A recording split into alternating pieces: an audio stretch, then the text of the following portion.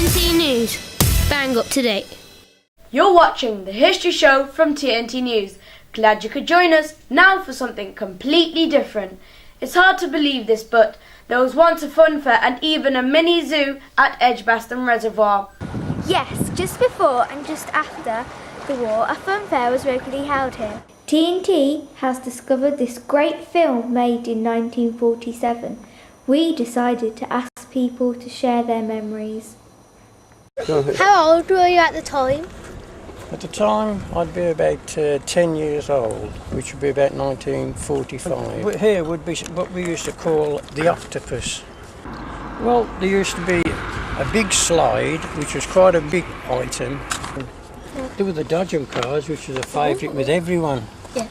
That was around there. Yeah, that was quite a big air section. That was. It was quite a big fun fair, and as kids out of Owser Street we used to sneak in because you had to pay entrance fee and get a ticket. But there's always something going on in the reservoir. There's a swimming lido there, and there's always canoes which they used to hire out on the reservoir. Over there, by where the rowing club is now, was the big Jack and Jill, as we called it. And you'd sit on a seat, and it would travel up the side of the slide, and when you reached the top you had to get into a little square turret affair with your mat at the top, and then you'd put your mat down on the edge, sit on the mat and push yourself off the edge. It was about 150 foot high at the top. But as soon as I got up the top and I saw the height, I walked back down the steps. I wouldn't get down. Now this area is just where the carousel used to be. It used to be in this centre section, and it took dominance on the site. When you came down to it, it was the first thing you saw, and it was all lit up of a night time.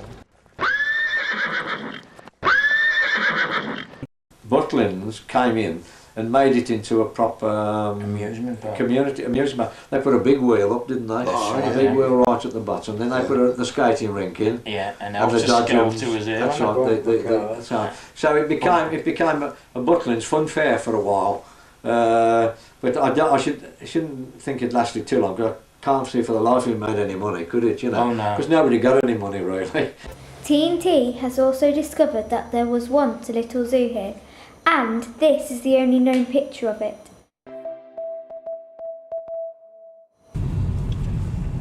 Now the monkey house was right here, and they had a monkey cage there, and it was run and caretaken by a man called Wassell, and his daughter and son went to school with me and my sister. I remember lions and a lion and leopard and a tiger and the monkeys, llama.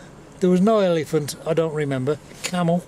They used to have these trailer carts with lions in or tigers and monkeys and bears and stuff like that. Now, they wouldn't get away with it because these static sort of caravan things they were with the animals in were rather cruel. And I can remember the lions just pacing up and down virtually all day, and the bears trying to, sort of virtually having mental breakdowns, I suppose you'd call it, because they haven't got any proper ventilation, and they were crammed into small areas. And eventually they didn't have any bands there. They used to make it to a baboon cage, and often these baboons used to get out, and round Leslie Road and Daisy Road, that you could see them on the roof while the people was trying to get them off the roofs and catch them. But it used to be quite exciting at them times. Sadly, the animals were victims of the war. When war broke out then, what happened to the animals? They had to put them down. They had to put them down.